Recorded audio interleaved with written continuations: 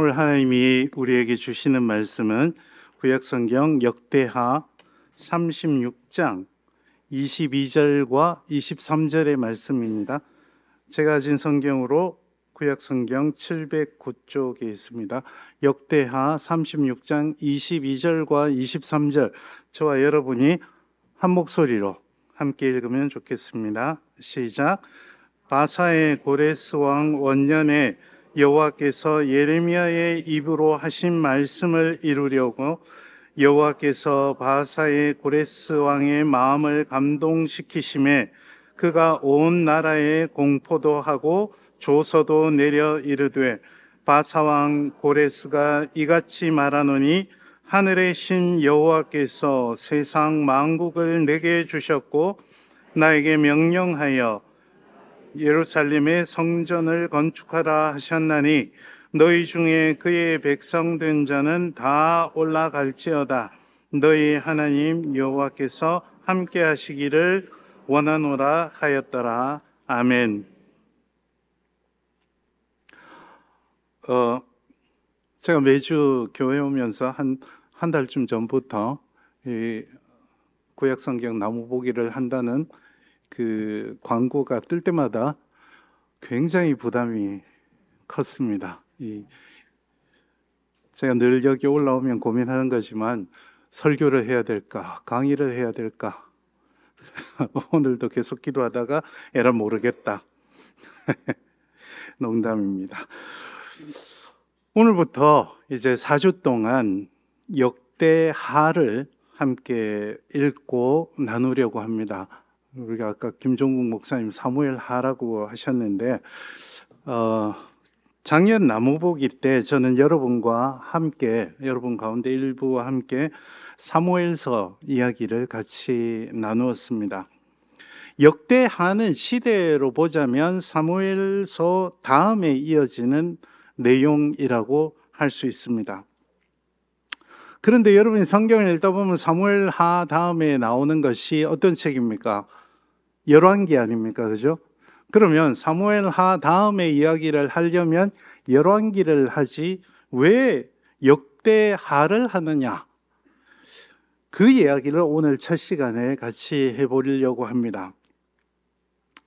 먼저 실제적인 이유는 제가 몇 해 전에 역대하 본문을 어디서 부탁을 받아서 전체를 주석해서 책을 출간한 적이 있습니다.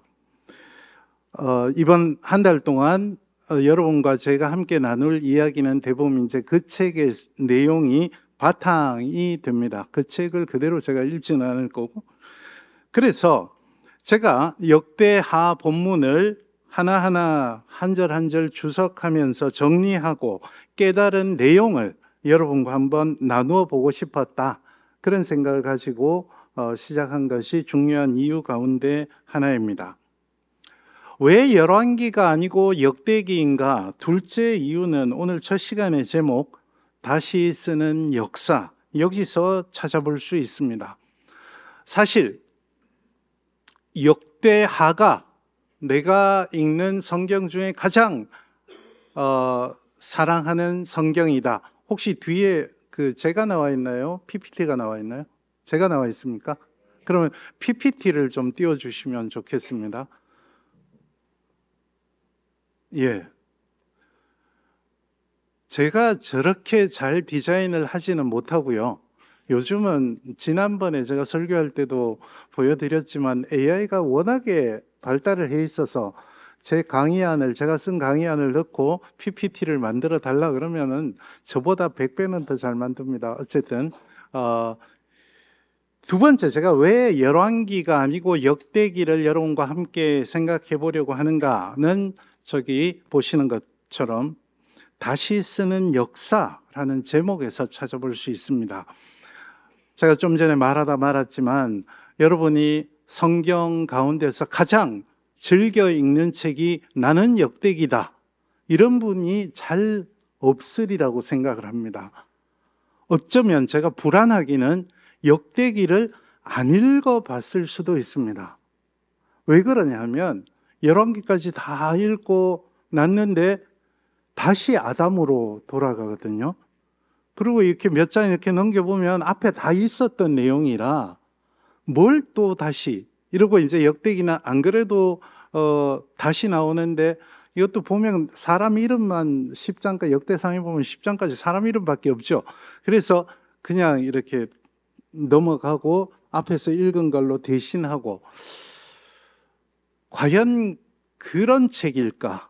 그냥 앞에 있었던 것을 다시 한번 재탕하는 그런 책일까라는 고민을 여러분과 함께 나눠보고 싶었습니다. 역대기가 그 자리에 있어야 되는 이유를 오늘 찬찬히 한번 살펴보고 우리가 역대하에 관심을 가져야 되는 이유도 함께 나눠보면 좋겠다 싶습니다. 오늘 본문은 금방 읽은 대로 마지막 두 절 역대하 36장 22절과 23절입니다. 저희가 역대하를 같이 읽겠다고 했는데 보통 책을 읽을 때는 처음부터 읽는 게 읽기 마련이죠. 그런데 오늘 우리는 조금 다르게 한번 시작해 보려고 합니다. 역대하의 마지막에서 시작하는 거죠. 왜냐하면 역대하의 마지막을 보면 역대하 전체가 어디를 향해서 가고 있는지를 알 수 있기 때문입니다. 제가 본문을 다시 한번 읽어 드릴 테니까 여러분 성경 있으시면 보시면 좋겠습니다.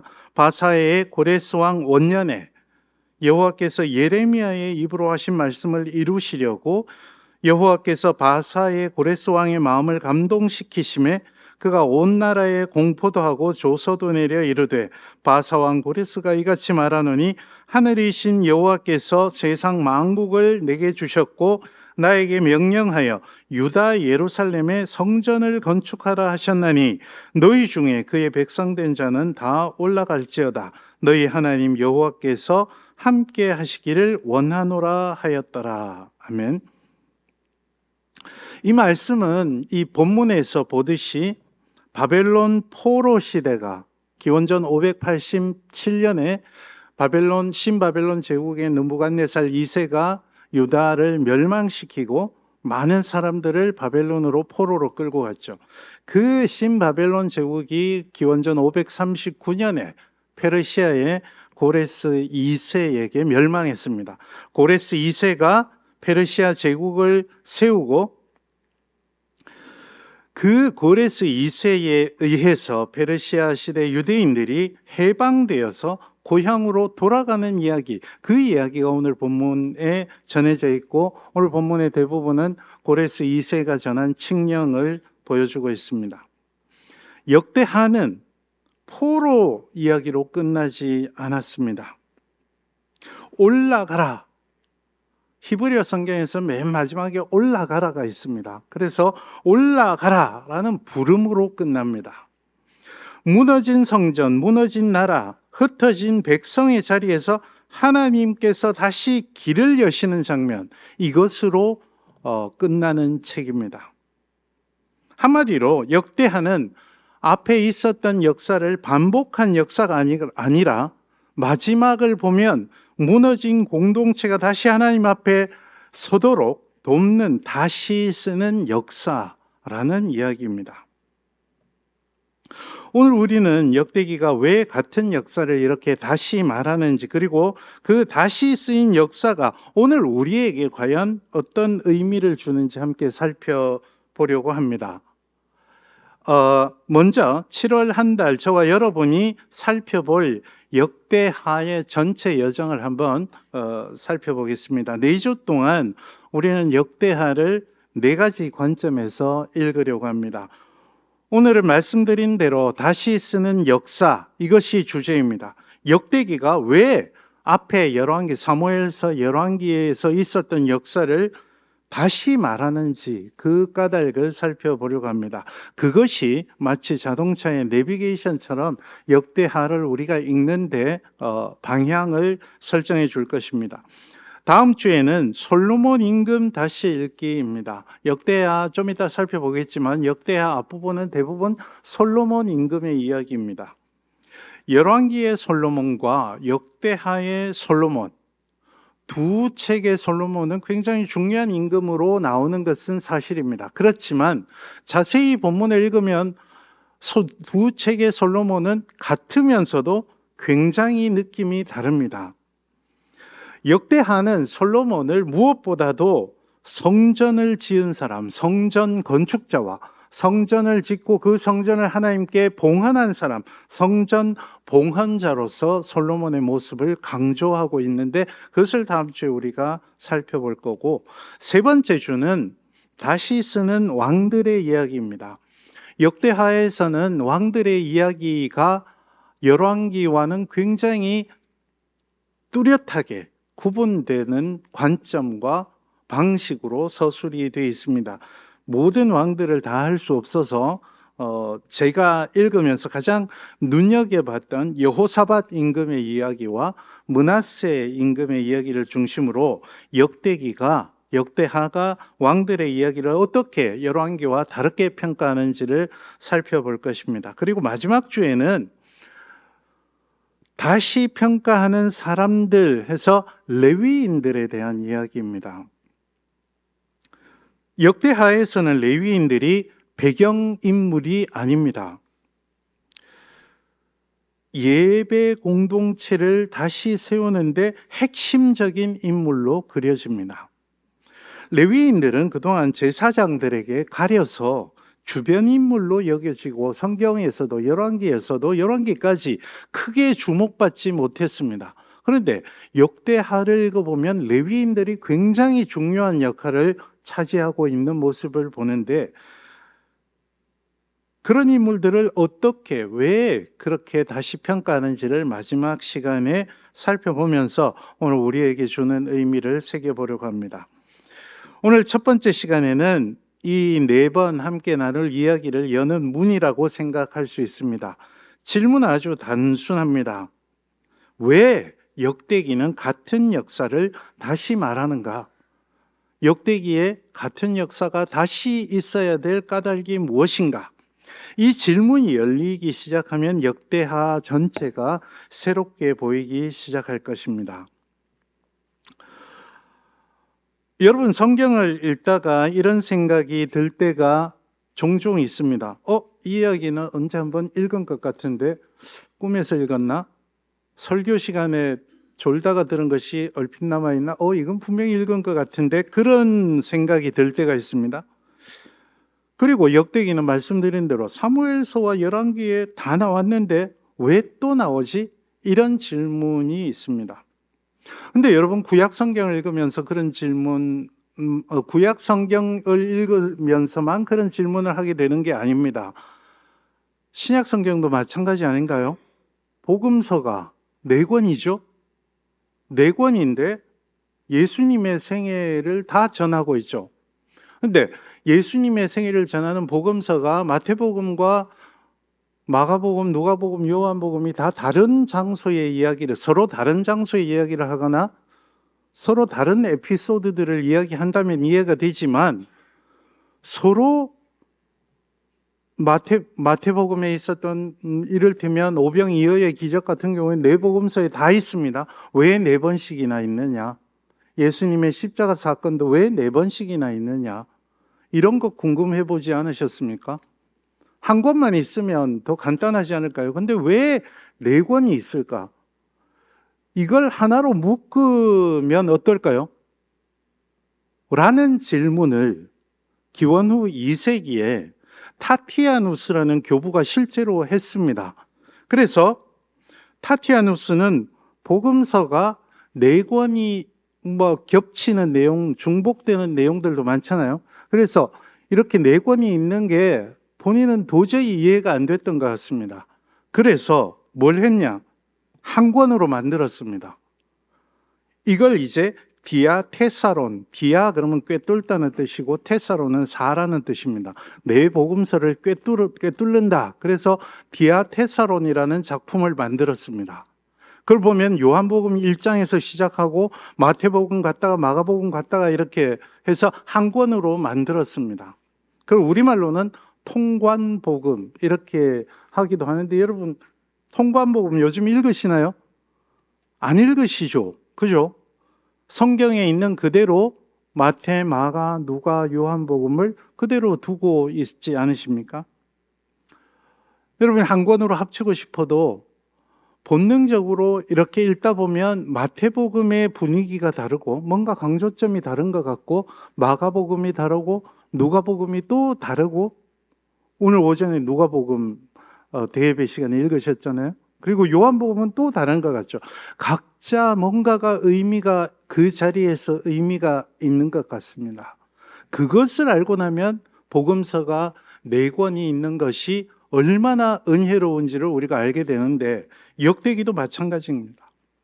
역대기도 다윗 이야기도 다시 나오고, 솔로몬 이야기도 다시 나오고, 유다 왕들의 이야기도 다시 나오는데, 사복음서처럼 역대기도 사무엘 열왕기와 달리 이렇게 독자적으로 존재해야 될 까닭이 있는 거죠. 그저 이미 아는 이야기네 하고 지나가 버릴 수는 없다는 이야기입니다.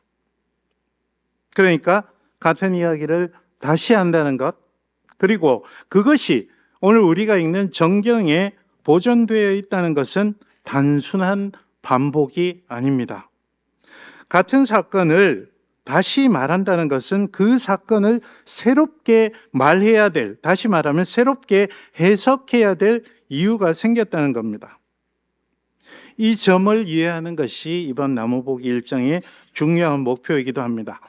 김종국 목사님이 아까 찬양 시작하면서 기도를 간절히 했죠. 졸지 않게 해주십시오.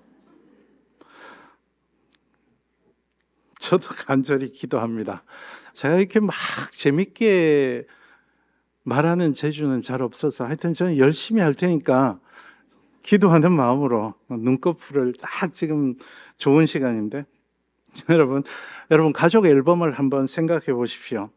같은 사진이라도 어느 때에 보느냐에 따라서 다르게 보입니다.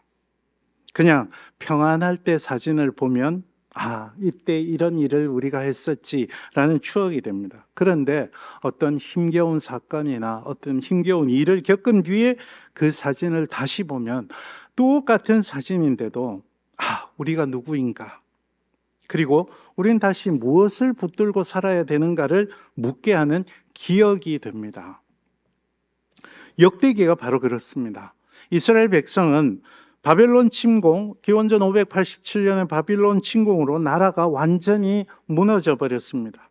그리고 성전도 무너져 버렸습니다. 70년 동안 포로 생활도 겪었습니다. 그 뒤에 기원전 539년에 고레스 왕 칙령에 따라서 페르시아 시대에 다시 고향으로 돌아왔지만 고향 땅은 예전과 같지 않습니다. 왕이 없습니다. 일단 영광도 줄어들고 공동체는 흔들리고 있었습니다. 다시 고향에 돌아와서 자유를 얻은 듯 했지만 유다는 페르시아의 지배를 받는 속주에 불과했습니다. 게다가 많은 사람이 포로 기간 동안 외국인과 결혼을 해서 혼혈이 되었을 뿐만 아니라 종교도 흐릿해져 있었습니다. 그때 역대기 역사가는 묻습니다. 우리는 누구인가? 하나님은 아직 우리와 함께 하시는가? 그리고 우리는 무엇을 다시 세워야 하는가? 이런 현실의 질문을 합니다. 역대기는 이런 질문 앞에서 우리는 누구인가? 그리고 하나님은 우리와 여전히 함께 계시는가? 우리는 무엇을 다시 세워야 하는가? 이 질문 앞에서 역대기는 역대기 저자는 역사가였기 때문에 이스라엘의 역사를 되짚으면서 그 해답을 전해줍니다. 그래서 우리는 이런 역대기를 읽을 때 사무엘서나 열왕기와 구체적으로 무엇이 어떻게 왜 다른지를 꼼꼼히 비교해 가면서 다른 부분들에서 강조점을 찾고 교훈을 새기는 그런 방법의 성경 읽기가 필요합니다. 글자가 보이시겠군요. 오늘 본문 36장 22절 23절을 같이 한번 다시 한 목소리로 읽어보면 좋겠습니다. 시작.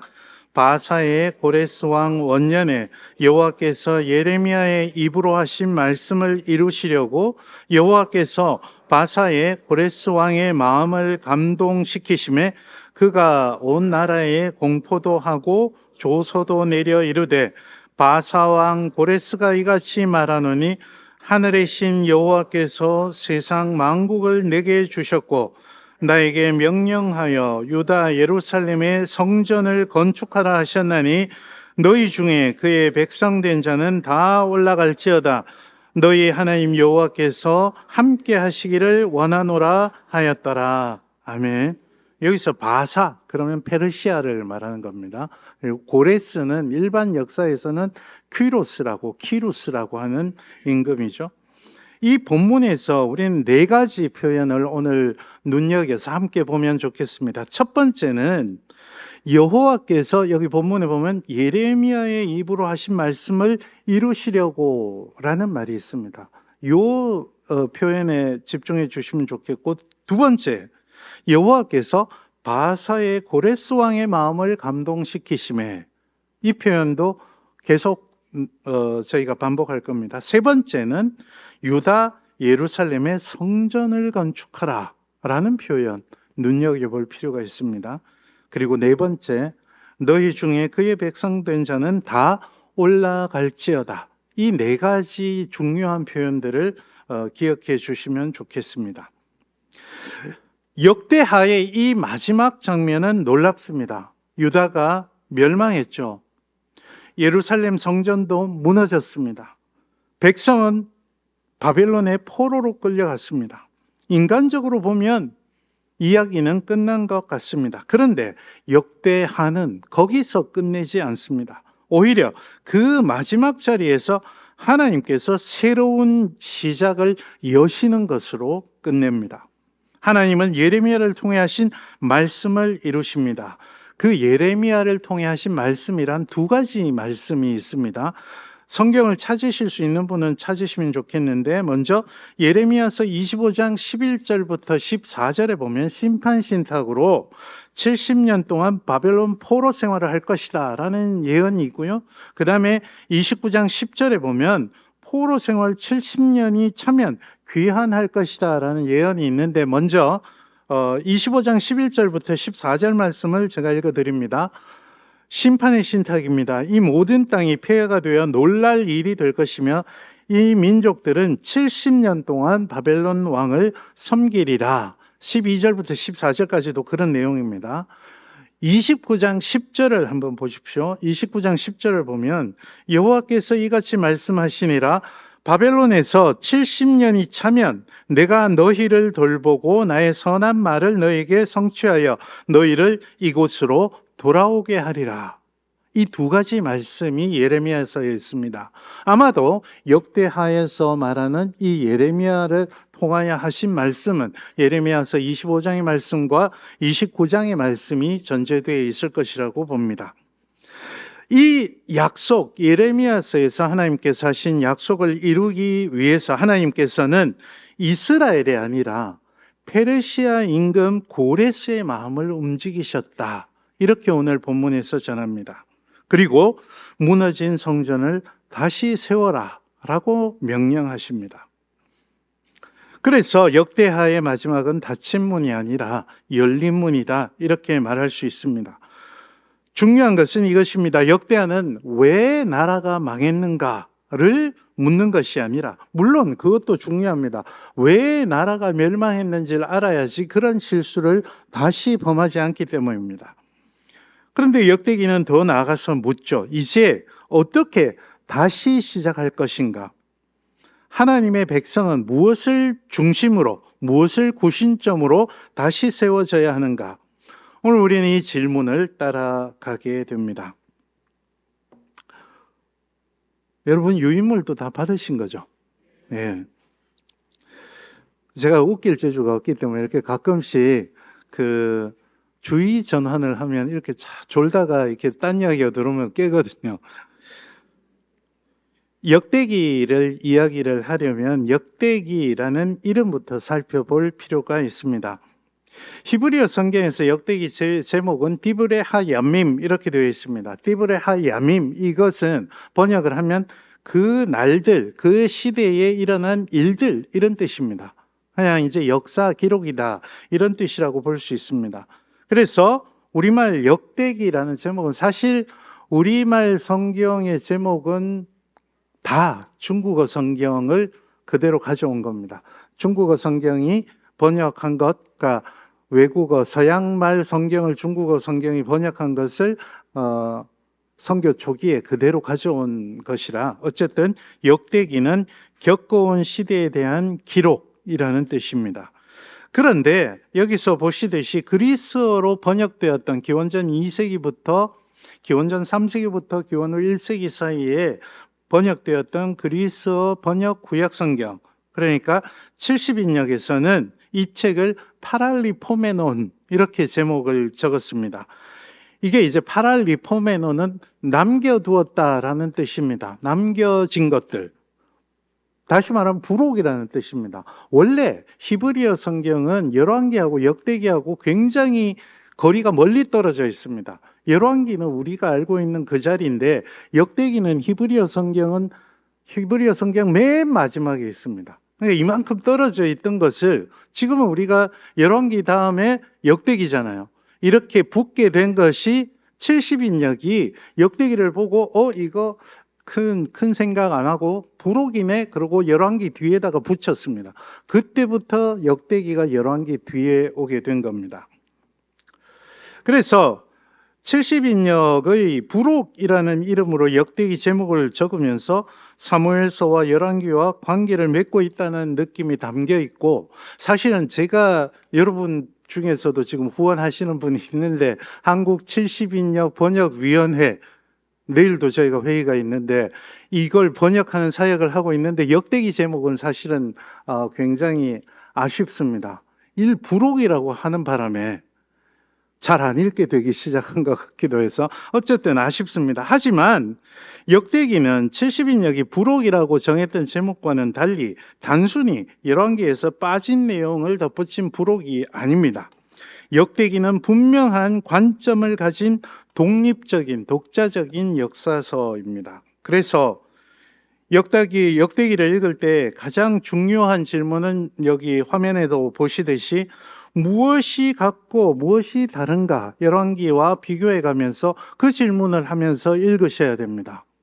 그래서 좀 귀찮더라도 열왕기와 비교해 보면서 제가 주석을 쓰면서 가장 많이 했던 것이 열왕기와 역대하가 무엇이 같고 무엇이 다른가를 비교하는 작업을 굉장히 오래 했습니다. 그런데 더 중요한 질문은 왜 다르게 말하는가를 고민하는 겁니다. 다른 것은 알겠는데 왜 다른지를 알아가는 것이 중요합니다.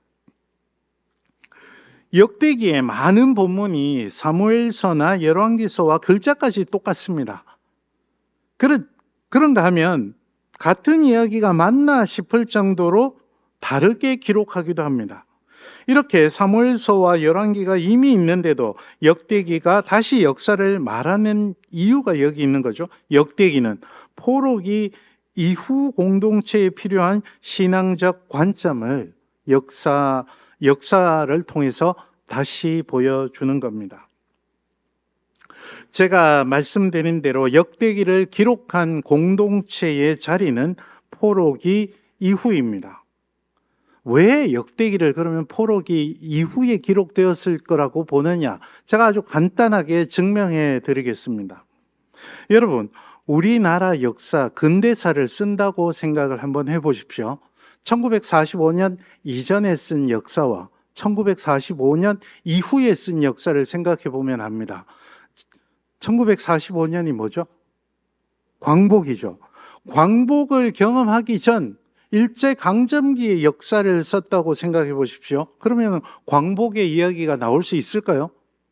안 나오죠. 나올 수가 없죠. 그런데 광복을 겪은 다음에 역사를 쓴다고 생각하면 광복의 이야기를 할까요? 안 할까요? 그걸 잘 모르실까요? 네, 감사합니다. 당연히 하겠죠. 그런 뜻에서 열왕기를 보면 열왕기의 마지막은 좀 이따 마지막 장면을 다시 보긴 하겠지만 바벨론 포로기에서 끝이 납니다. 열왕기하 25장을 보면 여전히 바벨론 포로기입니다. 바벨론 포로로 끌려갔던 여호야긴 임금이 복권되는 것으로 끝이 납니다. 그러니까 이 역사를 서술한 사람은 아직 페르시아 시대 유대인들의 해방을 경험하지 못한 사람입니다. 여전히 바벨론 포로지에 있었던 사람입니다. 포로지에서 포로민들에게 가능한 희망을 전하고 있었던 거죠. 하지만 역대기는 분명히 오늘 본문에서 보듯이 바벨론 제국이 끝나고 페르시아 시대 고레스 2세가 유대인들을 해방했던 칙령이 들어 있습니다. 그러니 당연히 역대기의 이 기록은 이 시대를 배경으로 하는 거죠. 그래서 역대기 전체는 페르시아 시대에 기록되었을 것이다 라고 생각할 수 있는 것입니다. 물론 그것 말고도 증명할 수 있는 것들은 여러 가지가 있지만 그래서 이제 좀 더 전문적인 이야기들이라 거기까지만 알고 계셔도 될 것 같습니다. 여하튼 포로지에서 돌아왔던 유대인들에게는 이 공동체에게는 크게 세 가지 문제점, 보시는 대로 세 가지 문제점이 앞에 있었습니다. 첫 번째는 왕이 없는 시대였습니다. 하나님께서 영원하실 것이라고 예언하셨던 다윗 왕조가 예루살렘에 더는 보이지 않습니다. 예전처럼 독립왕국으로 살 수도 없습니다. 그저 페르시아가 파견한 총독이 다스리는 속주 유대아일 뿐입니다. 그렇다면 왕이 없으면 이스라엘도 없는 것일까? 하나님께서 약속하신 영원한 왕조는 그럼 무엇일까? 바로 이 문제, 이스라엘이 무엇이냐의 문제를 풀어야 했습니다. 정치 공동체로서 이스라엘의 정체성이 이미 흐릿해진 상태에서 과연 무엇을 이스라엘로 규정하느냐, 이해하느냐의 문제를 풀어야 했고, 역대기는 바로 그 문제를 역사를 통해서 풀어주는 책이다. 이렇게 볼 수 있습니다. 두 번째는 성전 재건의 과제였습니다.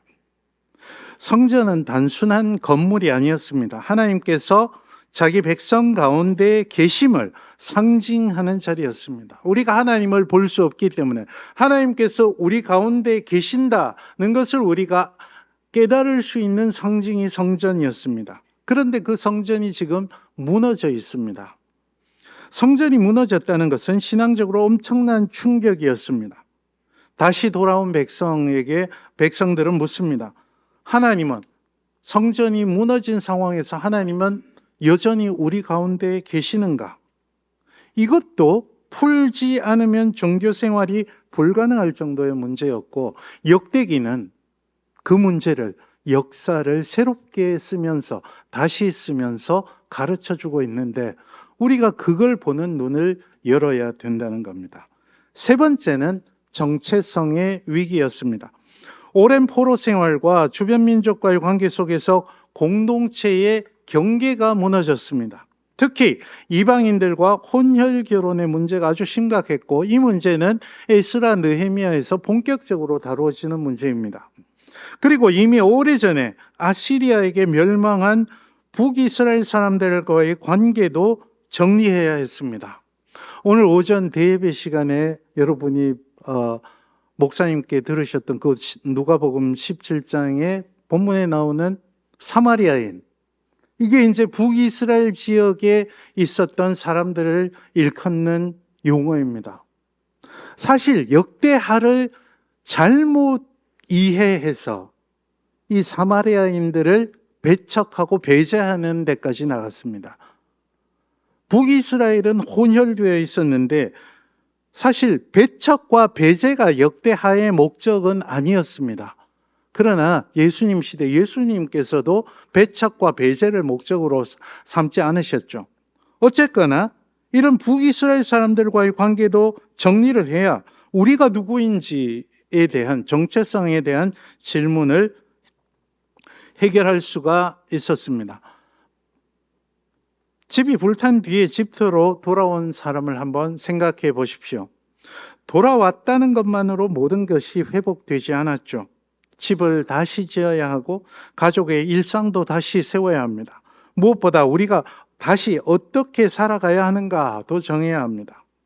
포로기 이후 공동체도 그랬습니다. 그들은 고향으로 돌아왔지만 모든 것이 자동으로 고향으로 돌아왔다고 모든 것이 회복되지는 않았습니다. 그래서 역대기는 유다 백성들이 이스라엘이 지나온 과거를 다시 새로운 눈으로 보여줍니다. 그 과거를 통해서 오늘 우리가 무엇을 중심으로 살아야 하는가를 보여줍니다. 역대기의 대답은 명확합니다. 이스라엘은 미리 말씀을 드리자면 하나님께서 약속하신 영원한 다윗 왕조는 정치 공동체가 아니라고 가르쳐 줍니다. 그것은 하나님을 예배하는 공동체라고 가르쳐 줍니다. 그래서 왕들의 이야기도 정치 공동체가 아니라 하나님을 예배하는 공동체로서 모습을 새롭게 조명해 줍니다. 왕국의 힘보다 중요한 것은 하나님이 임재하시느냐의 문제였습니다. 제도의 크기보다 중요한 것은 예배가 회복되느냐, 이것을 가지고 과거를 다시 돌아본다는 이야기입니다. 역대하 구조를 간단하게 한번 살펴보겠습니다. 원래 첫 시간에는 이렇게 여러 개를 막 하는 겁니다. 제가 왜 딴소리 하는지 아시겠죠? 여러분의 눈동자들이 조금씩 흔들리기 시작하는 걸 보고 있다. 역대하의 구조는 어떻게 이렇게 웃으나 저렇게 웃으나 웃기는 똑같은 거 아닙니까? 웃을 때 나오는 호르몬도 똑같은 거고. 예. 역대하의 구조는 그렇게 복잡하지 않습니다. 역대하 1장부터 9장 거의 3분의 1은 솔로몬의 이야기를 합니다. 제가 말씀드린 대로 여기서 솔로몬은 무엇보다도 성전을 건축하고 봉헌한 임금으로 나옵니다. 이건 다음 주에 우리가 볼 것이고요. 10장부터 28장은 분열 왕국 시대, 솔로몬이 죽고 나서 왕국이 남북으로 분열된 시대 유다 왕들의 이야기입니다. 제가 유다 왕들이라고 이야기한 것, 여러분이 역대하를 읽어보셨죠? 읽으시면서 깨달으셨는지 모르겠지만 북이스라엘 이야기가 역대하에 없습니다. 혹시 모르셨다면 오늘부터 아는 척 하시면 됩니다. 북이스라엘 이야기는 남유다 왕과 어떤 고참 예능인이 제일 싫어하는 게 뭔지 아십니까? 이게 토크쇼나 이런 걸 할 때 후배들이 자기가 말할 때 오디오를 겹쳐서 말하는 겁니다. 내가 말할 때 같이 말하면 편집할 때 이걸 통편집을 할 수가 없는 거죠. 이 후배가 재미없으면 편집을 해야 되는데 내가 말할 때 이 후배가 말하면 이거 편집하려면 나도 같이 편집돼야 돼요. 그래서 오디오 겹치지 말라고 이야기하죠. 그 누군지 아실 겁니다. 예. 근데 북이스라엘 역대하의 기록에서도 마찬가지입니다. 겹치지 않는 한 다 북이스라엘 임금 이야기는 뺍니다. 어쩔 수 없이 겹치는 때가 있습니다. 남유다 임금과 여호사밧 같은 경우죠. 이 남유다 임금과 북이스라엘 임금이 동맹을 맺었다. 이러려면 남유다 임금까지 사라져야 되기 때문에 이런 때 빼고는 북이스라엘 임금 이야기들은 다 사라지고 남유다 왕들의 이야기가 중심이 됩니다. 그리고 29장부터 36장이 큰 단위인데 히스기야와 요시야의 종교개혁 이야기가 굉장히 길게 나옵니다. 그리고 나서 유다의 마지막 왕들, 마지막에 오늘 읽었던 고레스 왕의 칙령으로 마무리가 되는 거죠. 이렇게 크게 세 부분으로 나눌 수 있습니다. 이 구조를 보면 역대하의 관심이 어디에 있는지가 분명하게 드러납니다. 단순히 어느 왕이 몇 년을 다스렸는지를 말하려는 것이 역대하의 목적이 아닙니다. 역대하는 왕들의 역사를 말하지만 그 중심에는 그 왕들이 무엇을 했는가가 아니라 성전과 예배가 있습니다. 솔로몬은 성전을 건축합니다. 그리고 히스기야는 성전을 정화하고 유월절을 회복합니다. 요시야는 하나님의 말씀인 율법책을 발견하고 유월절을 지킵니다. 이것이 굉장히 큰 부분을 차지합니다. 마지막으로 고레스 칙령을 통해 다시 무너진 성전을 건축하라라는 명령이 주어집니다. 그래서 역대하 전체는 이렇게 볼 수 있습니다. 하나님의 백성은 무엇을 중심으로 다시 세워지는가? 답은 성전입니다. 성전이고 예배이고 말씀입니다. 단순히 건물로서의 성전을 말하는 것이 당연히 아닙니다. 하나님의 임재와 예배를 중심으로 한 공동체를 회복하는 것이 역대하의 목적입니다. 제가 아까 말씀드렸던 것처럼 열왕기의 마지막과 역대기 마지막을 다시 한번 보겠습니다. 앞서 말씀드린 대로 열왕기 하는 여호야긴 임금이 감옥에서 풀려나고 바벨론 왕의 식탁에서 대접받는 장면, 사실은 그래봐야 포로지만 그래도 복권되었다는 아주 작은 희망의 불씨를 보여주는 것으로 끝냅니다. 하지만 여전히 포로기 가운데 있기 때문에 열왕기를 기록한 역사가에게는 과거를 되짚어서 실수를 되풀이하지 않으려는 온고지신의 교훈이 중요했습니다. 그래서 열왕기까지의 역사서를 읽어보면 누가 무엇을 잘못했는지를 우리가 명확하게 알 수 있습니다. 반면에 역대하는 고레스 칙령으로 끝납니다. 페르시아 왕 고레스가 말합니다. 예루살렘에 성전을 건축하라. 그리고 백성을 향해서 히브리어 성경에서는 역대기가 맨 마지막에 있다 그랬죠. 맨 마지막에 있는 역대하 맨 마지막에 말이 올라가라입니다. 올라가라. 백성을 향해서 올라가라라고 말합니다. 둘 다 희망을 말하고 있지만 그 희망의 방향은 좀 다르죠. 열왕기는 남은 왕조의 마지막 왕조의 남은 불씨를 보여줘서 회개를 통한 하나님의 구원의 희망을 보여줍니다. 역대하의 마지막은 성전 재건의 사명을 보여주는 것으로 끝납니다. 그래서 역대하의 마지막은 해방이라는 사실을 보여주는 위로이면서 동시에 사명이라고 말할 수 있습니다. 이제 역대하가 이렇게 성전과 예배를 중심으로 한 종교 공동체로서 이스라엘을 규정하는 목적으로 역사를 되짚으면서 어떻게 사무엘서와 열왕기와 다르게 역사를 서술하고 있는가, 그 방법을 좀 보겠습니다. 크게 네 가지로, 여기 보이시는 대로 네 가지로 정리할 수 있는데, 첫 번째는 생략입니다. 생략. 우리가 잘 알고 있는 사건들이 있습니다. 주로 부정적인 사건입니다. 다윗의 이야기에서 처음으로 다윗이 잘못했다라고 이야기했던 것, 밧세바 사건입니다. 밧세바 사건은 십계명을 정면으로 여러 가지를 어겼죠. 간음하지 말라 어겼고 살인하지 말라 어겼습니다. 이 사건이 역대기에는, 역대상에는 없습니다. 다윗의 이야기는 역대상에 있으니까 다윗과 밧세바의 이야기 없습니다. 그리고 다윗에게는 가장 충격적이었던 사건, 아들끼리 서로 죽이고 아들이 자신을 거슬러서 반란을 일으켰던 사건이 있습니다. 압살롬의 반란 사건, 역대기에는 없습니다.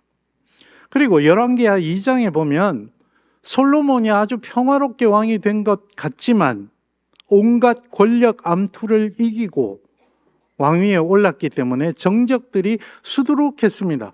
다윗은 다 용서한다고 했지만 열왕기하 2장을 보면 죽기 전에 다 죽이라고 이야기합니다. 그리고 솔로몬은 다 죽입니다. 정말 피비린내 나는 숙청을 합니다. 그 이야기가 역대하에는 하나도 없습니다. 역대기가 죄를 몰랐거나 눈 감아주면서 역사를 왜곡한다, 그렇게 볼 수는 없습니다. 왜냐하면 열왕기에, 사무엘서와 열왕기에 이런 이야기가 눈을 시퍼렇게 뜨고 존재하고 있기 때문에. 그렇다면 역대기는 다른 강조점으로 과거를 바라보자는 의미로 생략의 기법을 쓰고 있다고 생각해 볼 수 있습니다. 다윗과 솔로몬을 정치적 영웅으로 보지 않고, 사무엘서는 제가 주석을 하면서 꼼꼼히 읽고 해봤는데 굉장히 정치적인 책입니다. 그러나 역대기는 역대하는 그런 정치적 요소를 다 빼고 다윗과 솔로몬을 정치적 영웅으로만 보지 않고 이 성전과 예배의 기초를 세운 인물로 새로 조명합니다. 여러분 아시듯이 역대상에 보면 다윗은 성전을 짓지 않았기 때문에 성전에서 드릴 예배의 모든 조직을 다 갖춰 놓은 것으로 굉장히 길게 언급되고 있습니다. 또한 오래전부터 이방 사람들과 혼혈된 북이스라엘의 역사를 생략합니다. 이 생략을 통해서 역사가는 북이스라엘을 배제하고 배척하려는 목적이 아니었습니다. 논점을 강조해서 초점을 더 세밀하게 맞추려는 목적이었습니다. 북이스라엘의 역사를 부정하기보다는 남유다에 집중하고 있다, 이렇게 보아야 합니다. 이것은 앞서서 말씀드린 이스라엘의 정체성 문제와도 연관이 되어 있습니다. 당대의 혈통적 혼혈과 종교적 혼합, 외국인들과 결혼하면 그 종교와 혼합이 되기 때문에 우리의 정체성을 유지하기 위해서는 혈통적 순수성에 초점을 맞출 필요가 있어서 지금 우리가 통제할 수 있는 범위, 남유다의 역사에 초점을 맞추어서 혈통적이고 종교적인 순수성에 좀 더 집중하자가 목적이었는데, 예수님 시대의 바리새인들조차도, 대부분 유대인들조차도 그 진정한 뜻을 이해하지 못하고 배척과 배제를 하고 있었던 것이죠. 둘째로는 추가합니다. 열왕기에는 짧게 지나가거나 없는 내용이 역대기에는 아주 길게 나오는 경우가 있습니다. 성전을 정화한 이야기, 유월절을 회복했던 이야기, 그리고 우리가 마지막 시간에 살펴볼 레위인들의 역할, 왕들의 회개, 개혁, 이런 이야기들을, 열왕기에 없던 이야기를 굉장히 길게 다시 씁니다. 지어내진 않았을 겁니다. 열왕기에 여러분이 보시면 자세한 걸 알고 싶으면 왕조실록을 보라 라는 말을 아마 그러니까 우리 성경의 말로 하면 이런 이야기는 유다왕 역대지략에 있지 아니하냐, 이런 구절 기억나시죠? 이거는 자세한 역사적 내용을 보려면 더 자세한 그 역사 기록을 보란 이야기입니다. 이 말은 무슨 이야기냐면 열왕기가 모든 것을 다 기록하지 않았습니다. 열왕기도 목적에 따라서 사료를 취사 선택했던 것과 마찬가지로 역대기도 열왕기가 생략했던 사료들을 목적에 따라서 취사 선택했다, 이렇게 볼 수 있습니다. 세 번째는 재배열합니다. 역대기는 사건을 단순한 시간 순서로 나열하는 데 머무르지 않고 공동체가 기억해야 할 방향으로 역사를 배열합니다. 그래서 여러 사료를 새로운 관점에서 바라볼 수 있게 해줍니다. 마지막으로 재평가합니다. 그 대표적인 인물이 세 번째 주에 우리가 살펴볼, 예전에 제가 한번 설교했던 적이 있습니다. 므낫세입니다. 므낫세. 열왕기에서는 므낫세가 유다 멸망의 원흉으로 아주 극단적으로 부정적으로 그려집니다. 그러나 역대기에는 열왕기에 없는 이야기, 므낫세의 회개와 회복 이야기가 등장합니다. 역대기는 심판을 부정하지 않습니다. 하나님께서 죄 지은 사람을 향해서 내리는 심판을 부정하지 않습니다. 그러나 심판 뒤에도 회개와 회복의 길이 있음을 분명하게 보여줍니다. 여기서 중요한 사실이 있습니다. 역대기는 과거의 역사를 왜곡하기 위해서 다시 쓴 것이 아니라 하나님의 시선으로 과거를 다시 읽게 하기 위해서 쓴 겁니다. 오늘 우리도 그렇습니다. 인생의 사건을 다시 읽어야 할 때가 많습니다. 실패할 경우도 있고 좌절할 경우도 있습니다. 많습니다. 우리가 살아가는 때는. 그러나 실패로만 읽으면 전혀 희망이 없는 절망이 되어버립니다. 그러나 하나님 앞에서 하나님의 눈으로 다시 읽으면 실패가 곧 회개의 자리가 되고 훈련의 자리가 되고 새로운 사명의 자리가 될 수 있습니다. 역대기를 보면서 우리는 우리의 지나온 이야기, 그리고 우리 자신의 지금 이야기를 하나님의 시선으로 다시 보는 연습을 할 필요가 있습니다. 역대기는 지나온 선조들의 역사를 새로운 눈으로, 새로운 마음과 새로운 신앙으로 변화되어 읽고 하나님의 뜻을 새기도록 하려는데 그 서술에 목적이 있다고 하겠습니다. 또 한번 네, 재미없으시죠? 역대기의 중심에는 하나님의 임재가 있습니다. 그리고 그 하나님의 임재를 중심으로 여기 보이시는 대로 네 가지가 연결되어 있습니다. 성전과 예배와 공동체와 회개, 회복이 네 가지가 하나님의 임재를 중심으로 역대하 전반에 흩어져 있습니다. 성전은 단순한 건물이 아닙니다. 하나님께서 자기 백성 가운데 계신다는 신앙의 상징입니다. 그래서 성전을 재건한다는 것, 포로 이후 공동체가 성전을 재건해야 된다는 것은 단순히 건축물이 다시 지어지는 것 이상의 중요한 종교적 의미가 있었습니다. 자연스럽게 그 성전을 지은 솔로몬도 종교적 중요성이 강조되어야 했고 역대하에서는 그것을 하고 있습니다. 두 번째, 예배는 단순한 형식과 의식이 아닙니다.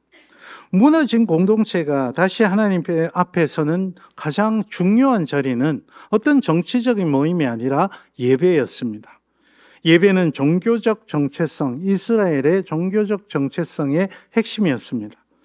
그래서 역대기에서는 재미있는 사실입니다. 이건 저한테는 굉장히 재미있는 사실입니다. 여러분에게도 재미있기를 간절히 바라는 마음입니다.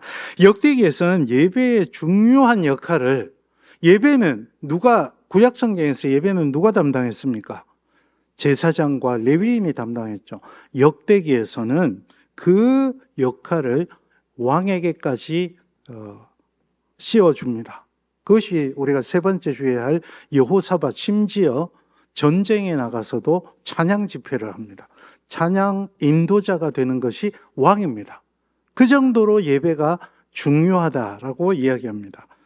세 번째로 공동체는 단순히 정치적 조직이 아닙니다. 정치적 조직으로 봤을 때는 지금 이스라엘 공동체는 실패한 공동체입니다. 정치적 독립이 없었기 때문입니다. 왕국이 사라져도 하나님께 속한 백성으로 살아가야 할 사람들에게 중요한 것은 정치적 조직이 아니었습니다. 역대기는 그런 관점에서 누가 이스라엘인가의 문제를 혈연적 정통성, 말씀드린 대로 혈연적 순수성과 정통성의 관점에서 서술하고 있습니다. 그래서 역대기와 좀 전에 말씀드린 이와 비슷한 관점에서 쓴 에스라, 느헤미야는 유달리 족보가 많습니다. 족보가 많은 이유가 혈연적 공동체, 혈연적 순수성을 지키는 공동체로서 이스라엘의 정통성을 강조하는 측면이 있습니다. 이 족보의 혈연적 순수성에 그대도 참여할 준비가 되어 있는가, 그러한가를 돌아보게 하려는 것이 족보였습니다. 우리가 역대기나 에스라, 느헤미야의 수많은 족보를 읽을 때 이 점을 유의해서 그 뜻을 새긴다면 족보들도 의미가 새롭게 보일 것입니다. 마지막으로 회개와 회복은 역대기에 굉장히 중요한 신학입니다. 역대기는 죄를 가볍게 보는 책은 아닙니다. 그러나 죄가 끝이라고 말하지도 않습니다. 하나님께 돌이키면 회복의 길이 열려 있습니다. 오늘 우리 교회도 마찬가지 아니겠습니까? 교회는 건물이 있을 수 있습니다. 그리고 조직도 있을 수 있습니다. 재정도 있을 수 있습니다. 그러나 하나님의 임재가 중심에 없으면 교회는 자기 중심을 잃을 수밖에 없습니다. 일과, 안 해도 아무도 뭐라 그러지 않을 일과 관계의 문제에 함몰되어 하나님께서 임재하시는 공동체로서 교회 공동체의 정체성을 잃고 방황해버릴 수 있습니다. 역대기는 오늘 우리에게 다시 묻습니다. 너희 공동체의 중심은 지금 무엇인가? 정말 하나님을 예배하는 공동체로 다시 서고 있는가? 그러려고 하고 있는가? 오늘 우리에게 역대기를 통해서 하나님이 물으시는 물음입니다. 이제 다시 본문으로 돌아오겠습니다. 이제 한 3부, 7부 능선 넘었으니까 희망을 가지십시오. 역대하 36장 22절과 23절 네 표현, 제가 아까 말씀드린 네 표현을 다시 한번 하나씩 보겠습니다. 첫 번째는 예레미야에게 하신 말씀을 이루시려고 라고 했습니다. 역대하의 마지막은 단순한 국제 정세의 변화를 말하지 않습니다. 하나님이 다스리시는 역사를 바라보는 눈이 없다면 바벨론이 무너지고 페르시아가 다시 국제 무대 중심에 올라온 것은 그냥 정치적 사건으로만 보일 수 있습니다. 그리고 페르시아의 왕조를 아케메니드 왕조라고 이야기합니다. 이 아케메니드 왕조는 원래 그 조로아스터교 자체가 여러 신들, 여러 종교들을 다 허용하는 종교이기 때문에 어디 가든지 종교적 자유를 허용해줬고 포용정책, 정복지의 자유를, 최소한의 자유를 허용하는 포용정책을 썼습니다. 그렇기 때문에 고레스 2세가 유다 백성들을 포로지에서 귀환하도록 해방한 것도 그냥 당연한 것이다, 이렇게 여길 수도 있습니다. 하지만 역대기는 그것을 분명히 하나님의 말씀 성취의 사건으로 오늘 우리에게도 가르쳐주고 있습니다. 역사의 겉면에는 제국이 움직이는 듯 합니다. 하지만 믿음의 눈으로 그것을 보면 하나님께서 말씀을 이루시고 있는 과정이다, 이렇게 오늘 분명하게 말씀해주고 있습니다. 하나님은 역대기의 새로 쓴 역사를 통해 오늘 우리에게 바로 그 하나님의 통치를 보는 눈을 열라고 말씀하십니다. 오늘 우리가 살아가는 거 모두 우연처럼 보입니다. 그러나 우리는 비를 오게 할 재주도 없고 해가 빨리 가게 할 재주도 없고 우리 일상의 한순간도 제어할 능력이 없는 피조물일 뿐입니다. 하나님은 오늘 우리 삶도 주장하고 계십니다. 역대기는 하나님의 말씀을 이루시려고 라는 이 말씀을 통해서 오늘 우리의 삶을 주장해 주시는 하나님, 전지전능하신 하나님을 바라보는 눈을 열라고 말씀하십니다. 두 번째, 마음을 감동시키셨다. 하나님은 고레스의 마음을 움직이셨습니다. 고레스는 아시는 대로 이스라엘의 임금이 아니었죠. 페르시아의 임금입니다. 그런데 하나님은 그 사람의 마음을 움직이십니다. 이 매우 중요한 고백입니다. 왕이 없는 시대에도 하나님은 왕이시라는 고백입니다. 다윗 왕조가 보이지 않는 시대에도 하나님은 여전히 역사의 주권자이십니다. 더욱이 이 진술은 하나님의 통치권이 단순히 이스라엘에 제한되지 않고 온 세상 역사 위에 계심을 가르쳐 줍니다. 고대 사회에서 신들은 다 자기네 민족만 다스리는 신이었습니다. 그러나 여기서는 하나님이 온 세상을 다스리시는 분이다라는 고백을 하고 있습니다. 참고로 여러분, 저기 화면 오른쪽 밑에 조그마한 뭔가 보이십니까? 저게 이제 페르시아 제국의 유물 가운데 고레스 실린더, 고레스 원통이라는 유물입니다. 지금 대형 박물관에, 왜 그게 대형 박물관에 가 있는지 모르겠는데 페르시아 유물이 대형 박물관에 어쨌든 가 있습니다.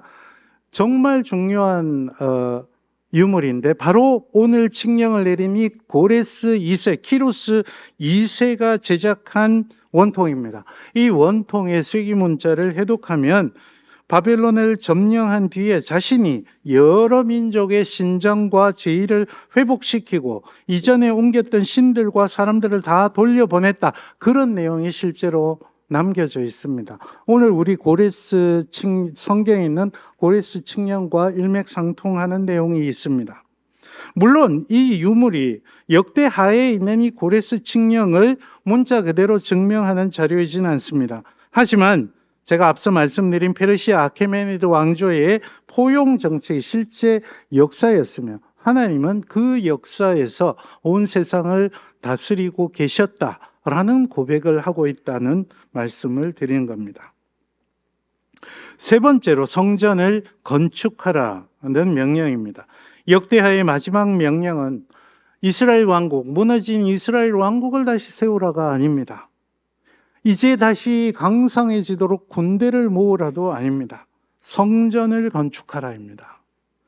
역대기가 보기에 회복의 중심은 정치적 권력 회복이 아니라 예배 공동체의 회복이다. 이것을 여기서 말해주는 겁니다. 마지막으로 올라갈지어다 라고 명령하고 있죠. 이것은 초대이자 명령입니다. 길은 이제 열렸습니다. 하나님은 말씀을 이루셨고 고레스의 마음도 움직이셨습니다. 이제 남은 것은 백성의 응답입니다. 역대하의 마지막은 당시 처음 역대하를 읽었던 독자들에게, 그리고 오늘 우리들에게 너희는 과연 이 하나님의 초대와 명령에 응답하여서 올라갈 것이냐, 이렇게 묻고 있습니다. 이 슬라이드는 이제 오늘 본문의 흐름을 한눈에 보여줍니다. 말씀에서 시작을 하죠. 하나님은 예레미야의 입으로 하신 말씀을 이루십니다. 그 말씀이 역사 속에서 움직입니다. 페르시아 제국의 고레스 왕의 마음이 감동되었죠. 그 역사는 성전 재건의 사명으로 이어집니다. 예루살렘 성전을 다시 건축하라. 이것이 역대하가 강조하고 싶은 이스라엘 정체성의 핵심이기 때문입니다. 그리고 마지막으로 백성의 응답을 요구하죠. 올라갈지어다. 이 흐름은 오늘 우리에게도 매우 중요합니다. 하나님의 말씀은 단순히 과거의 말씀이 아닙니다. 하나님의 말씀은 역사를 움직이는 능력이 있는 말씀입니다. 그리고 그 말씀은 오늘 우리를 부르고 있습니다. 이제 너희가 응답하라 라고 말씀하십니다.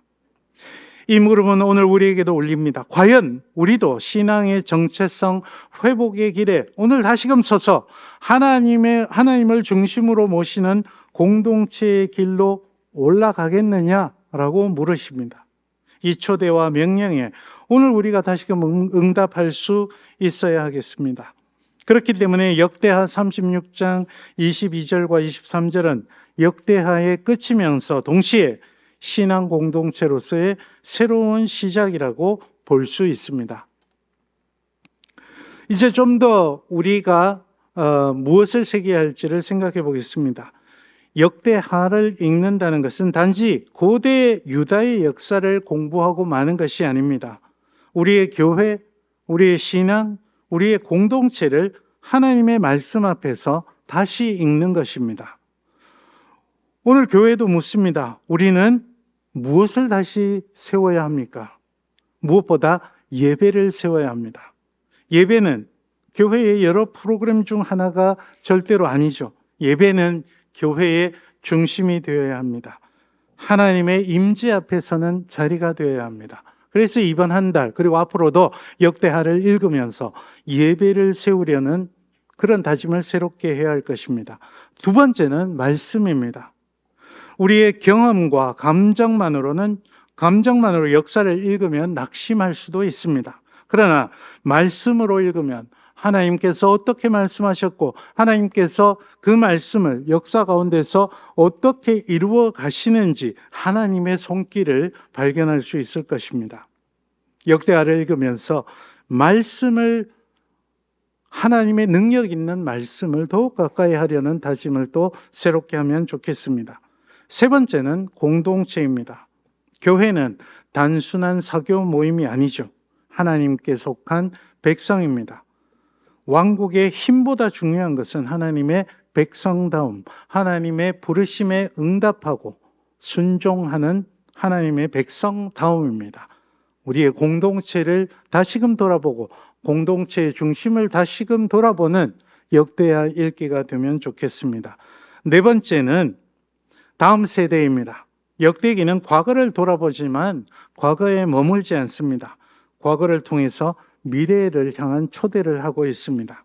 교회도 다음 세대가 다시 하나님 앞에 올라갈 길을 열어주려고 거듭 노력해야 되는데 역대하를 읽으면서 그런 모습을 다시금 새기면 좋겠습니다. 역대하의 마지막 말씀을 오늘 우리 교회를 향한 부름으로 들어보면 좋겠습니다. 올라갈지어다. 무너진 자리에서, 낙심한 자리에서, 예전 같지 않다고 느끼는 자리에서 하나님은 오늘 다시금 우리를 불러주십니다. 오늘 우리가 나눈 이야기를 세 가지로 정리해 보겠습니다. 첫 번째로, 역대하는 그저 되풀이하는, 반복하는 역사가 아니라 뚜렷한 관점, 뚜렷이 새로운 관점으로 다시 읽은 역사입니다. 두 번째로, 역사는 왕국의 회복보다 예배 공동체의 회복을 강조하는 책입니다. 이런 관점에서 역대하를 읽어보면 좋겠습니다. 세 번째, 역대하는 멸망의 끝에서 올라가라 라는 새 시작을 들려줍니다. 마지막으로 역대하 36장 23절의 축복을 다시 기억합시다. 너희 하나님 여호와께서 함께 하시기를 원하노라. 이 말씀은 단순한 작별 인사가 아닙니다. 다시 시작하는 공동체를 향한 축복입니다. 하나님께서 함께 하시면 끝이라고 생각한 자리에서도 언제든 다시 시작할 수 있습니다. 오늘 우리의 삶 가운데서도 꼭 기억해야 할 말씀이라고 믿습니다. 끝났습니다.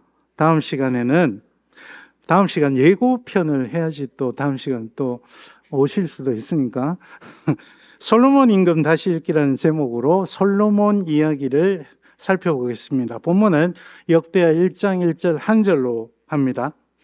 솔로몬은 열왕기에서도 굉장히 중요한 인물입니다. 그런데 역대하의 솔로몬은 말씀드린 대로 특별히 성전을 건축한 사람, 성전을 봉헌한 사람, 예배 공동체의 기초를 놓은 사람으로 조명됩니다. 다음 시간에는 이 질문을 중심으로 살펴보려고 합니다. 역대기는 왜 솔로몬의 좀 전에 생략된 이야기가 많다고 했죠? 왜 솔로몬의 어두운 면을 줄이고 성전 건축자로서 솔로몬을 강조했을까? 이런 질문을 가지고 다음 시간에 오시면 좋겠습니다. 오늘 우리는 역대하 마지막에서 시작했습니다. 다음 시간에는 역대하의 처음으로 돌아가겠습니다. 마지막에 성전을 건축하라는 명령이 처음에 솔로몬 성전 이야기와 어떻게 연결되는지를 다음 시간에 계속 살펴보겠습니다. 함께 기도하시겠습니다. 하나님, 무너진 자리에서도 다시 시작하게 하시는 주님을 찬양합니다. 우리 역사와 삶을 하나님의 말씀으로 다시 읽게 하시고 우리 교회가 예배와 말씀과 공동체를 다시 세우는 믿음의 길로 올라가게 하옵소서. 예수님의 이름으로 기도하옵나이다. 아멘.